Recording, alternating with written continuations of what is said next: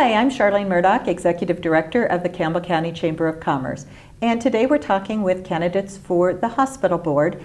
And with me is Tom Linden, and Tom is running for the hospital board, as I said. Thank you for joining us, and thank you for running. I know it takes a lot of energy to run for a political office. Thank you.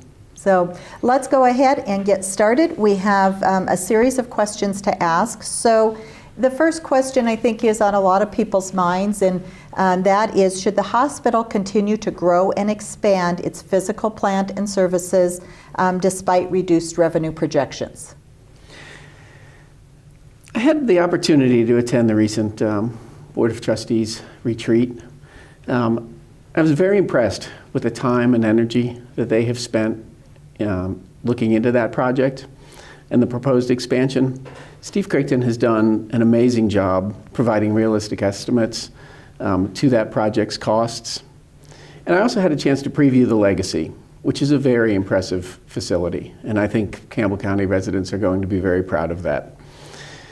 The expansion has the ability to be completed in anywhere from 1 to 5 phases, depending on what the economy does over the next few years, which I certainly think was a very smart way for them to look at that.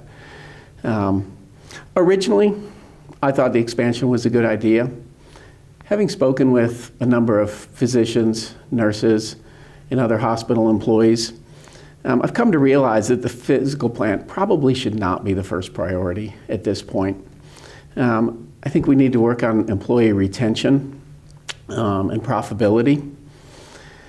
Between the contractual allowances, bad debt, and charity care, hospital is currently only collecting about 52% of total patient service revenue. That is something that I think really should be a priority before we expand the physical plant. We need to be more efficient before we try to expand.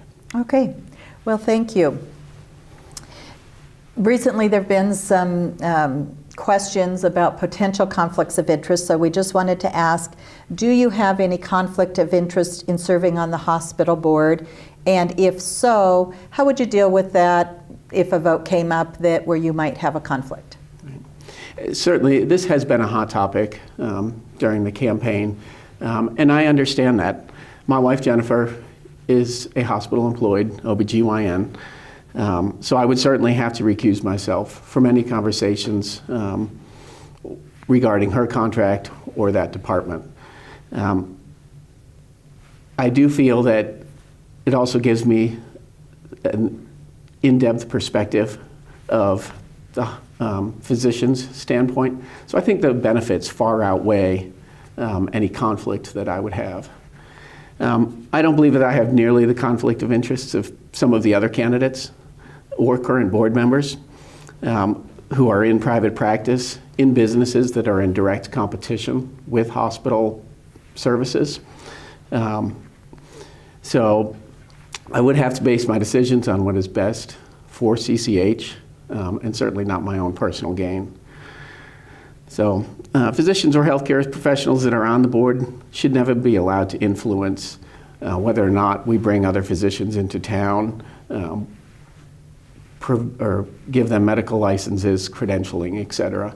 And I think that is something that the perception has been out there in the past, where physicians have wanted to come to town, but have been blocked from doing so. And I think that certainly is a conflict that some of the board members need to at least realize and address appropriately.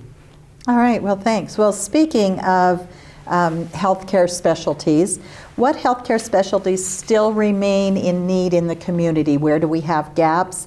And what role should the hospital play in recruitment? I've also taken the opportunity to attend some of the physician recruitment and retention meetings.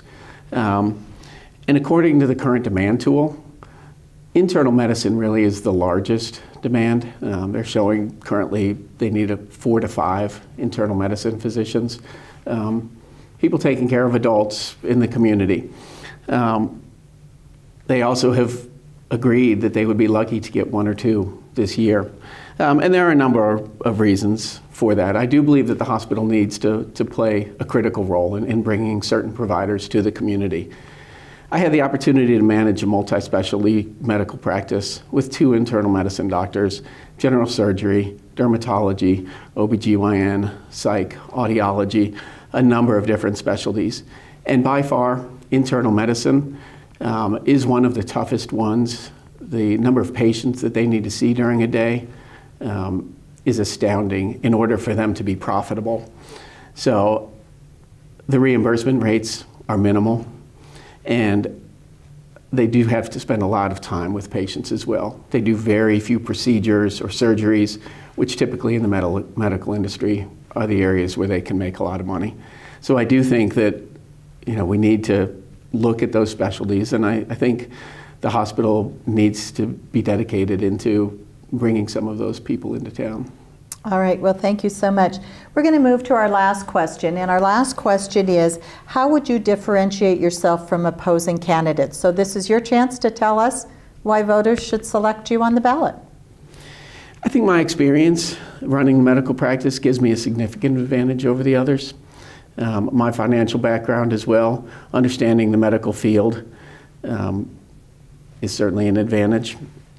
I am a firm believer that the Board of Trustees is really there to provide oversight and not to be involved in the day-to-day management of the organization. We've hired a CEO who I believe is very competent, and we need to let him do his job and hold him accountable and not try to micromanage the organization. It was mentioned last night at our forum that the current board is made up of a good old boys network, looking out for one another. I can assure you that I'm not a part of that network, and will certainly do everything that I need to promote CCH. All right, well, thank you very much, and thanks for coming on air with us to talk about your candidacy. Good luck, and I'm sure we'll hear more. Thank you very much. All right, thank you.